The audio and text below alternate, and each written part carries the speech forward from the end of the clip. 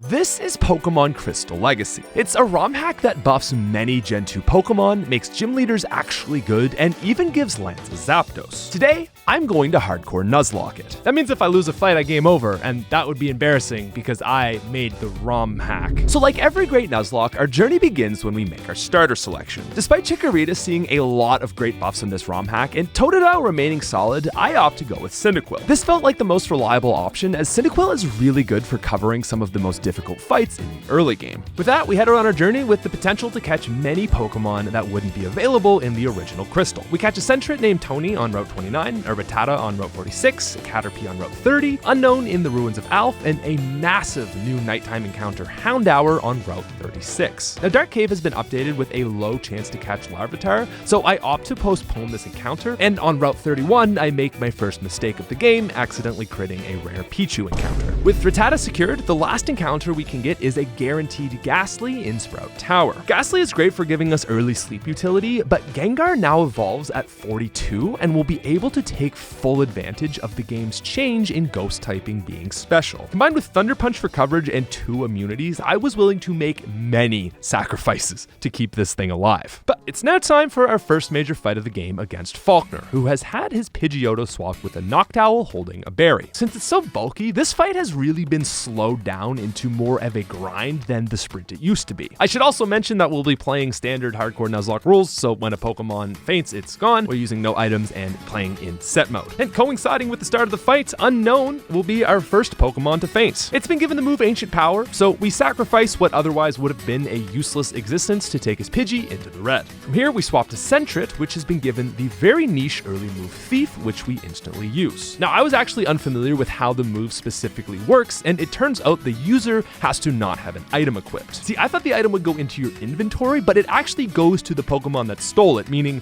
Thief is really good. Now, this is just a small mistake, and I'll learn from it for down the road and use it for some very massive strategies, so make sure to watch to the Claire fight. From here, though, I swap Cyndaquil to get 2 Leers, and then swap to Rattata, who is able to take it down with 2 quick attacks. Badge 1 complete, and our important long-term party members are still here, for now. Anyway, Route 32 sees a Wooper encounter, which is no Mareep, but still a great pickup that helps with the rock types in Union Cave. And it's here I actually opt to use my single Repel to delay my encounter here. We'll come back later for something a little more spicy. Now, it's not until the final rocket boss of Slowpoke Well where we get into our first truly terrifying fight. This grunt has a Slowpoke with the move Curse. Its bulk makes it slow to kill anyway, and when it starts cursing, this raises both its attack and defense. I realize we have to stop this, so risking one of our best late game Pokemon, we swap into Ghastly to hit Hypnosis and are able to take it down. His Houndour also gives us a massive scare, but we're able to handle it too with no losses. This is the first of 3 fights against this currently unnamed rocket, and while we got out unscathed this time, we won't be so lucky down the road. Now, before Bugsy, Cyndaquil gets its level 14 evolution, and we have Tony the Sentret evolved into Furret. This is crucial as Bugsy is probably the most common cause of early game wipes. He's got screens, flying, and rock coverage all before you even get to his ace. Bugsy leads with his new Pineco, but Quilava is able to take it out before it can deal any damage back. His Ledian comes out next and sets up a Reflect. Taking minimal damage, we're able to 3-shot it with Ember, showing why Cyndaquil is such a great starter pick.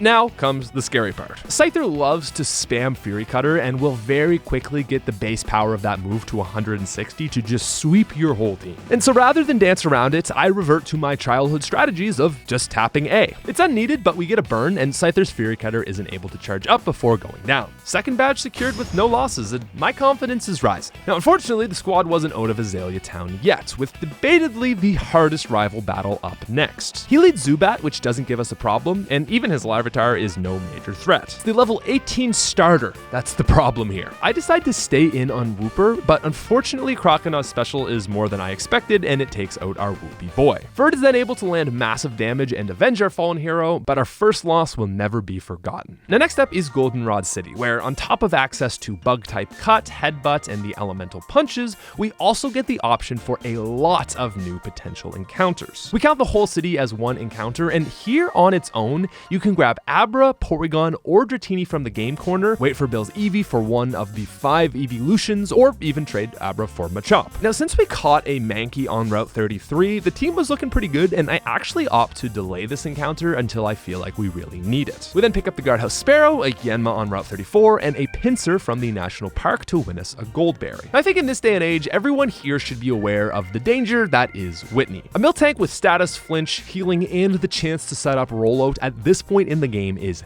terrifying. So I opt to take a page out of her book and we teach Furret rollout. We start the fight by getting some big damage down on Clefairy and then make the swap. Furret uses Defense Curl, which doubles the power of rollout to start at 60 rather than 30 base power, but Clefairy, just as it was designed to do, tries to stop the setup with a charm. But we decide to go for it anyway and start the onslaught. Rollout starts at 60, her metronome hits recover, the next rollout is 120. She charms again, but rollout is now base 240 and takes her out. Teddiursa comes out to take a base 480 rollout to the face and is one shot despite our -4 attack. Miltank then comes out, tries to set up a rollout on us, but it's too late. Tony gets to experience the godlike power of Super Saiyan Blue, landing a 960 base power rollout. Do not just faint Whitney's Miltank, but actually kill it and turn it into freshly ground beef. The team then celebrates by eating burgers and drinking the tears of the early game's biggest nemesis. Badge 3 acquired. But overconfidence has a price, and drunk on the power of my newly acquired rollout,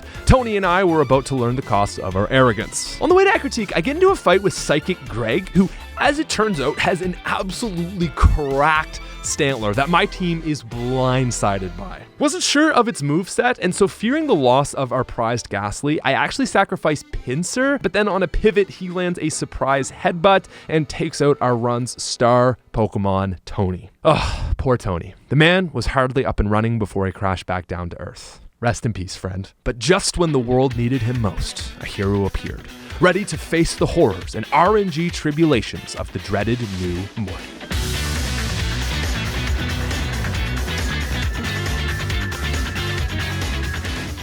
Now, despite Gengar being one of the strongest Pokemon in the game, you might be surprised to know that its biggest weakness is actually Rattata. Going into the Morty fight, I hook the team up with some mint berries and have our newly evolved Raticate get poisoned before we go into the fight. I lead the now Haunter to hit a crit lick on Morty's Haunter to take it out in one for a massive momentum swing. He goes Stantler, and I then swap to Mankey, this time knowing I've learned from our mistakes. Stantler misses a Hypnosis, Karate Chop does half, but then Morty pulls off a 9,000 IQ play and actually swaps into Misdreavus. While the AI has not been changed in this game at all, the move pools have gotten much better, and the AI just now has the tools to actually make better decisions. 2 can play at that game, however, as I swap into Pharaoh to neutralize a Shadow Ball and clap back with a couple pursuits to take it down. Pharaoh then takes out Stantler, and it's time for Morty's ace. With Ghost now being special, plus sleep status and healing, this Gengar is terrifying, and even with a team at full health, it poses the threat to wipe us. So let me explain how, instead, we're just going to use a simple rat to neutralize one of the game's scariest aces. We swap to Raticate, and Morty goes for a Hypnosis. Doesn't affect us though, because we are already poisoned. From here, we hit a pursuit. Gengar uses Mean Look, and we pursuit again. See, since we resist Gengar's Shadow Ball and Dream Eater only works if we're asleep, this sets us up with a free kill to win the fight. Now, we made this one look pretty easy, but we were just blessed with a Rattata encounter, and I had to take advantage. Morty can be another run ender if given room to play, so we just had to shut it down before he could do anything. So with 4 badges secured, our main team right now is Quilava, Mankey, Pharaoh, Sudowoodo, and a Haunter with both Shadow Ball and Thunder Punch. This is a decent team, but it's really only Haunter, Mankey, and Quilava that are going to help for the Elite Four. So now with access to the Good Rod in Surf, I decide it's time we do some backtracking to see more encounters. I flood the Krabby Catch in Cherry Grove, pick up a Magikarp in Violet, and Poliwag in Ekritik, which we instantly lose as we head deep into Union Cave. Now with Repels active, we make it all the way to our intended encounter, the Friday Lapras. Now I knew Lapras is not as great in Gen 2 Nuzlocke without its shell armor ability, but I was hoping its bulk and typing would still possibly make it useful. We then pick up a Tauros on Route 39 and evolve Magikarp into Gyarados. Now as I was going through the ocean routes, I quickly realized that Gyarados is the Pokemon I should be training rather than Lapras. I'm fully aware that Gyarados is arguably the best Pokemon for Nuzlocking throughout the series. I just didn't think it was that good in Gen 2. See, post the Gen 1 single special split, bit, but before it gets Intimidate and physical water moves, Gen 2 Gyarados is kind of the worst iteration of it in the series. But it turns out that just because it's the worst, that doesn't stop it from being amazing. We have to teach Gyarados the iconic Surf Strength combo, which is a strategy I developed as a mere child and take to the trainers of the seas. The junior trainer fights in Chuck's gym also go well, but during the battle with Eugene, his Flaffy starts going off. I was taking him lightly when all of a sudden I realized it had my entire team in one-shot range, so I chose to sacrifice Pharaoh to get a free swap in with Haunter and take it out. It was a sad Pokemon to lose for the fighting gym, but the big members of the team remained intact. With the loss of Pharaoh, I decided to train up Yanma to be our new lead as it now learns Wing Attack. Chuck now leads Hitmontop, which Yanma is able to take out in 2 for minimal damage. Next comes the Sudowoodo to cover us, and this thing is quite scary as it has amazing coverage. It's here I actually make a mistake and I pivot our Sudowoodo into Lapras, not thinking it would go for Rock Slide and almost lose Lapras in the process. Just in case you forgot, like me, it's ground type that resists rock, not rock. Now realizing the error I've made, I swap back to Sudowoodo to pray for a Rock Slide miss, but ultimately am punished for my mistake and we have to let our sweet Wiggly boy sleep. From here though, Gyarados gets a free swap and is able to clean up. His Primate comes out next and can only Ice Punch as Gyarados completely walls it into oblivion. Poliwrath then misses Dynamic Punch and Hypnosis to be taken down as well. So yeah, turns out Gyarados is a good Pokemon. The more you know. Now, on the way to Mahogany Town, I finally catch a coveted Golbat, and while surfing on Route 42, legitimately, I encounter a shiny Remoraid. Listen, this is crazy. Like, for the content, yes, but this is possibly my 3rd ever full odd shiny encounter in Gen 2 Pokemon, and we catch it. I'm a little torn on this though, because Artillery has good moves, but it doesn't really have great stats, and that makes me hesitant to want to use it. Gyarados is just a way better water type, and losing it would be really sad, so I just opt to let it rot in the box for eternity. Now, after clearing the Lake of Rage, we head to the Rocket Hideout with Haunter, Quilava, Golbat, Gyarados, Lapras, and Yanma. Everything is going great until the fight with the Hyuk guy. Hyukster Ito, people are calling him. So this rocket here has been given a small arc in the Romhack and is now actually a side boss. I go into the fight not at full health and with nothing to deal with his Electabuzz. I apparently hadn't learned from the Eugene fight that I have a massive electric weakness, and this thing is a menace. Takes out both Lapras and Yanma as we were trying to just play around him, but ultimately have to sack. To be fair, Haunter probably could have taken it out, but was dead to a crit or high roll, and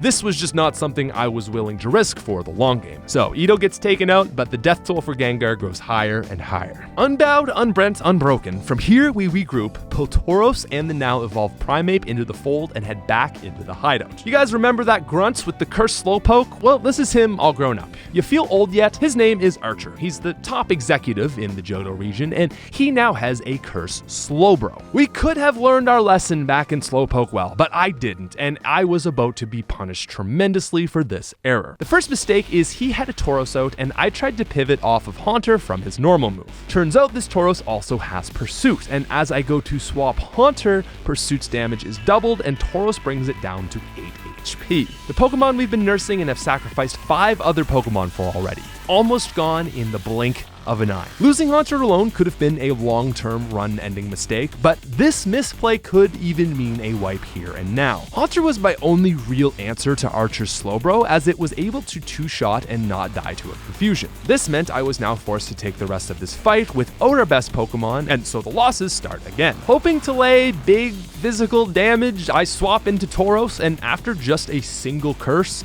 yeah, this thing is cracked. I have nothing to take this out quickly, so I swap to Golbat to hope to momentarily stall it with Confuse Ray, and it then gets its second curse in before one-shotting Golbat with Crit Confusion. Yeah, that's right, one of the best defensive types for Nuzlocking down, but hey, all for Gengar, right? In reality, I probably could have played this whole section better, but Cursed Slowbro is scary and I was panicking. Things were looking grim. Tauros can only do physical damage, Primeape is weak to Psychic, and Gyarados is badly poisoned close to one-shot range. Knowing we have Dragon Rage though, I take the risk, swap to Gyarados, and land major damage as it gets off its 3rd curse. Another round will for sure see our Gyarados dying, and as it's one of our best Pokemon, I'm just not willing to lose it. And remembering what's still in our box, I realize what we have to do. Turns out sometimes we have to sacrifice our humanity to kill an even bigger monster. We swap into Quilava, who takes a devastating headbutt, and in its dying breath, it lands a bug-type cut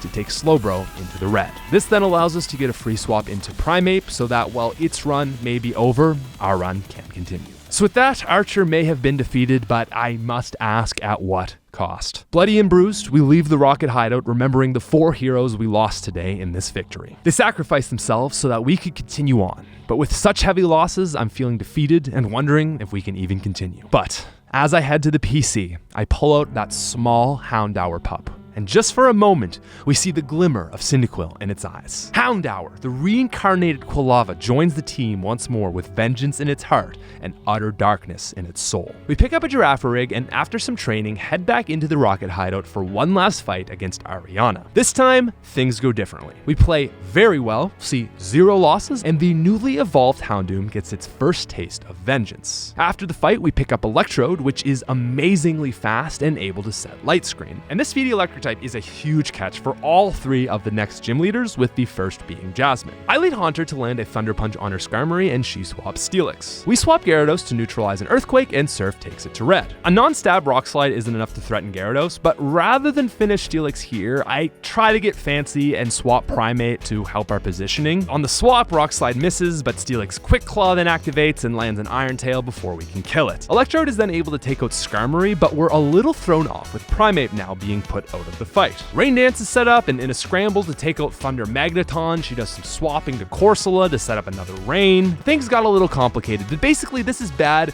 because we don't want Rain because her Scizor has Swords Dance and Agility. So we swap Houndoom to try and stall out the Rain Dance on Magneton. Bite unfortunately crits, however, and Scizor comes out. And while it normally would be a one-shot, Houndour versus Scizor in the Rain actually gives it a small chance. You see, this Scizor is carrying a Focus Band, which gives it a 12% chance to survive any hit that would kill it. So we go for a Flame Wheel, and it lands over half. Scizor goes Agility, and now speeding lands a devastating Twin Needle, but Houndoom is able to play around the crit and take out the scariest Pokemon with one more hit. With Disaster avoided and Badge 6 secured, we then head straight to Price. So we head into this fight with a full team running Burnt Berries we bought from the berry market in Goldenrod and lead Electrode. Price very smartly swaps into Piloswine, and so we swap Gyarados that almost entirely walls it. It's Blizzard crits, but not without Gyarados rock smashing its bones into a meaty prehistoric paste. Well, at least it would have had it not been holding a Gold Berry. We swap Houndoom in to eat a Blizzard, and with an Earthquake inbound, risk our Fire type for a one-shot Flame Wheel. Now next is Cloyster, who sets up Rain on Tauros, and I just decide to sack it as it doesn't serve us much going into the late game. Sneasel's out next to set up a Reflect, but not even that is enough to stop a Rock Smash to the face from Primeape. Houndoom then walls Jinx, and Primeape comes out to finish Dugong and secure Badge 7. This mid-game is just about complete, but not before our final Rocket Gauntlet. The Imposter Executive is easy, the rival fight goes fine, and even Ito's Electabuzz isn't able to stand in our way. Everything was going great up until Archer. Archer is the final Rocket fight, and neither of us are holding anything back. Our leading Girafarig takes down Weezing, and Archer swaps into Tauros. As I'm now capable of expecting a pursuit, I baton pass into Primeape,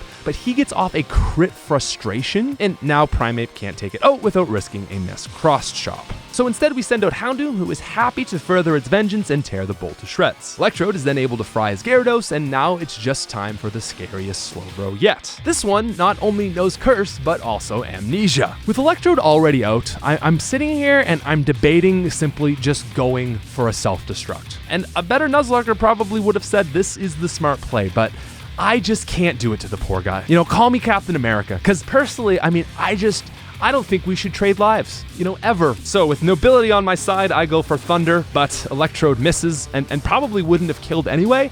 And then Electrode dies to a Surf. Yeah, this was definitely not my best play. Another Pokemon lost to the Pink Venice. So now with +2 special defense and coverage against every one of our healthy Pokemon, I realize there's only one solution to this fight. We gotta end this now or we wipe. Haunter has been our prized Pokemon for this run. Whenever we're in danger, it's been there to reverse a sweep or clutch a win. We've sacrificed Pokemon after Pokemon to keep it alive, and now, just 2 levels before its evolution, I realize the only way to beat this thing is to risk its livelihood. It's moments like these where stars are born. So despite a debilitating psychic weakness, Haunter takes the stage. Looking back on the many friends who have sacrificed their lives so he could be here today, he goes for a Hypnosis. If it misses, it could mean a wipe. But if it lands, it secures not only this victory, but its evolution and a shot at the Elite Four. In a moment of greatness, it lands the Hypnosis and asserts its dominance, showing it only needs 2 Shadow Balls to take the Pink Menace down and defeat Archer. To celebrate the win, we dump all of Route 44's experience into Haunter and secure level 42. Now I am become death, the destroyer of worlds. Enter Gengar, the best non-legendary Pokemon in Crystal Legacy. Just think about this, right? Our Haunter was able to easily two-shot one of the most bulky Pokemon in the game at +2 special defense. Gengar takes this power to unrivaled heights. Neutral damage Shadow Balls one-shot everything but the bulkiest of Pokemon. Thunder Punch gives amazing coverage, and if all else fails, Hypnosis is always there to save the day. But even with Gengar, I still wanted to make sure we were going into Claire properly. We caught a Jinx in the Ice Path, and I decided to finally take my Goldenrod encounter by picking up an Eevee. We then evolve it into Jolteon, which would prove to be even better than I could have imagined. Now, its stat growth showed it to have abysmal DVs with 1 speed and 3 special attack, but in a beautiful twist of fate, its specific DV combination led it to the most astounding hidden power type possible: Ice. And on a sweeper build like Jolteon, this is just insane, giving us super effectiveness against water, flying, ground, grass, and most notably, Dragon. So we head into the Claire fight with Houndoom, Primeape, Gyarados, Gengar, Ice Jolteon, and a Jinx that knows Thief. Claire's been updated to only have 2 Dragonairs, but now a Gyarados and Lapras. Most notably is her defensive Kingdra that now sports the first held leftovers. We actually lead this fight with Houndoom to lay a big crunch, eat a Dragon Breath, and finish her first Dragonair. We then swap Jolteon and lay out Gyarados so hard with a Thunderbolt it devolves back into Magikarp. With the blessing of Ice hidden power and holding a Miracle Berry, it rids itself from her next Dragonair, and Claire is down to 2 Pokemon. But even with 2 Pokemon, this Kingdra is quite scary. Now, despite this Kingdra being very scary, I did come with a plan. Remember how I messed up that Berry Thief all the way back in the Falkner fights? Well, this is what I was foreshadowing. From here, I'm able to swap Jinx, who is not holding an item, and it sends off a Thief on her Kingdra. This means not only does Kingdra lose its leftovers, but Jinx gains it permanently. From here, Jinx is able to take it out in 2 Ice Punches. Lapras comes out last, and after a few Psychics and a Cross Chop, we take it down. This secures us our 8th and final badge and a bonus leftovers, which otherwise wouldn't be available until Kanto. It was a mildly risky play to go for the leftovers, but getting the best held item for the Elite Four will prove to be invaluable. Because you see, in this Romhack, Gyarados knows Fly. I'll leave it at that, but just keep watching, okay? Now, before we make it to the Elite Four, we still had a few noteworthy trainers. Road 26 before Victory Road has been updated to give trainers way more XP before entering the league, but for Nuzlocking, this means you have to fight a string of teams of 5. Everything was going well until the last person on this route, Cool Trainer Beth. Remember how I have that big electric weakness? Well, I still didn't have a ground type encounter, and she threw out a Lantern, which is super effective against 3 of my Pokemon. This was just something we hadn't encountered yet. I wasn't prepared to deal with it, and basically to play around it, I decided to sack Primeape. It's a big loss that means Karen is going to be much harder, but everything else on the team was so critical, we had to do it. In some ways, though, it was kind of a blessing, as it led us to an even better team member. Now, I had been nursing a few Pokemon in my back pocket in just preparation for this Elite Four. After the Rocket fiasco, I did some mingling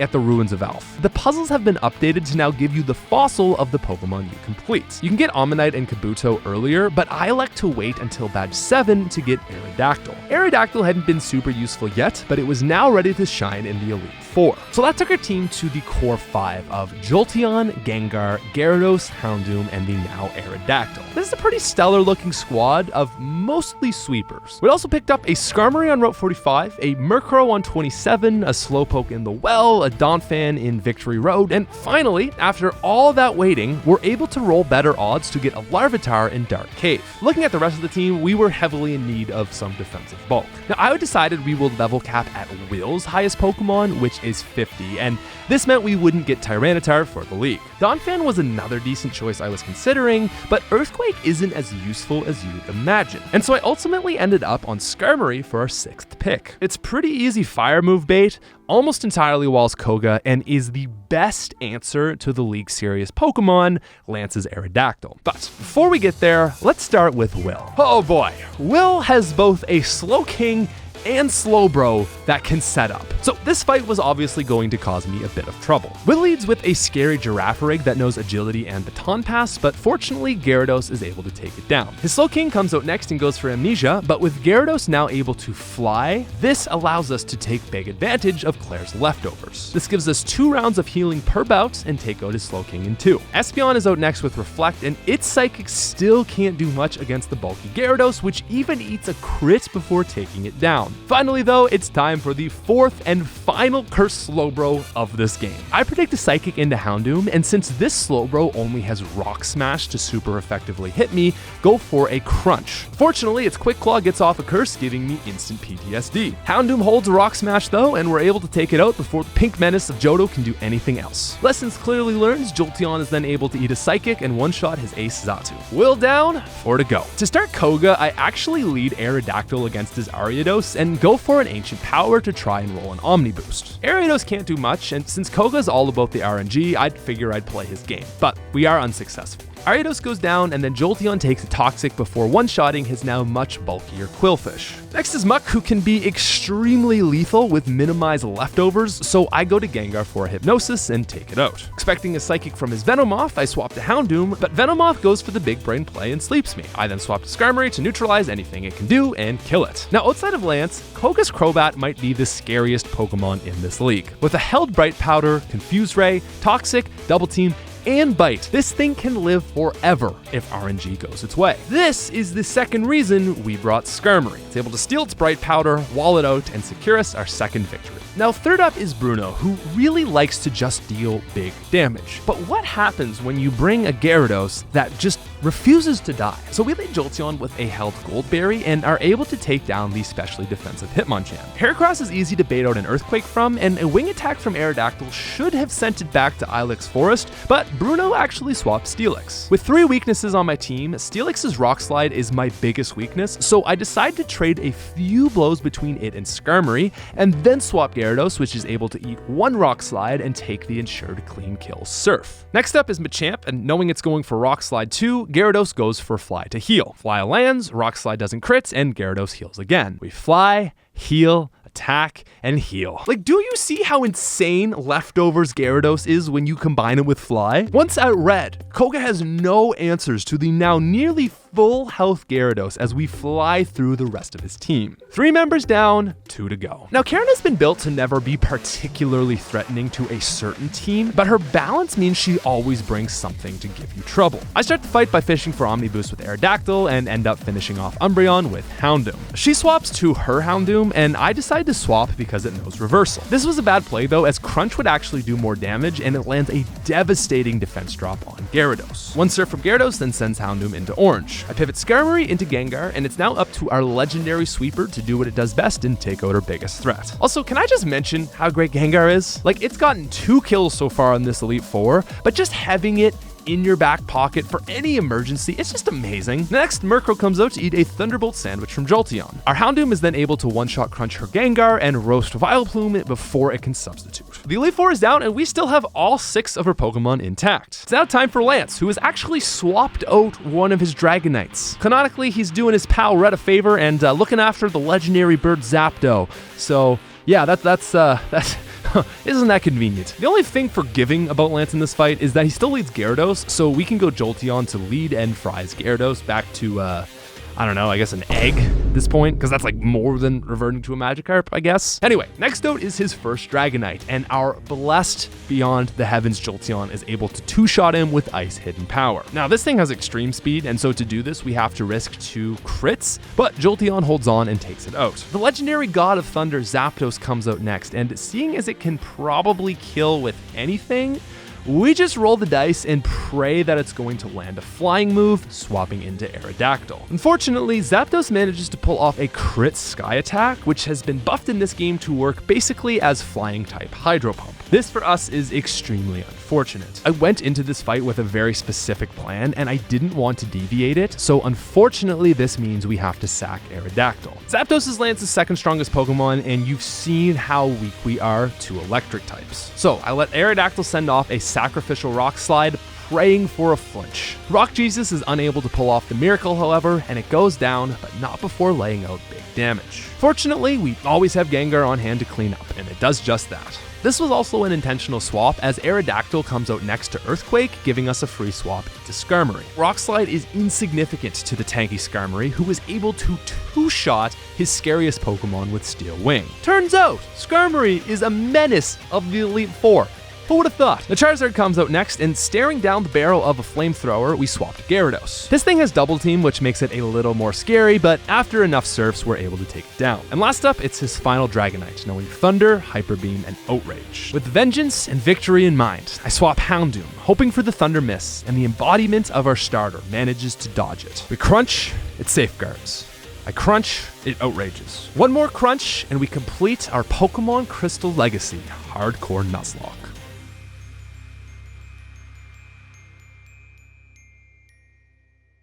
Well, at least kind of. See, Kanto has been expanded big time in this ROM hack, with all 8 gym leaders having competitively viable teams, Elite Four rematches, and Red even has a Mewtwo. So if you'd like to see Kanto Nuzlocked, just let me know that you want it, and please subscribe to the channel. Also, there's a link in the description if you want to play this ROM hack yourself, and I will see you soon. Peace!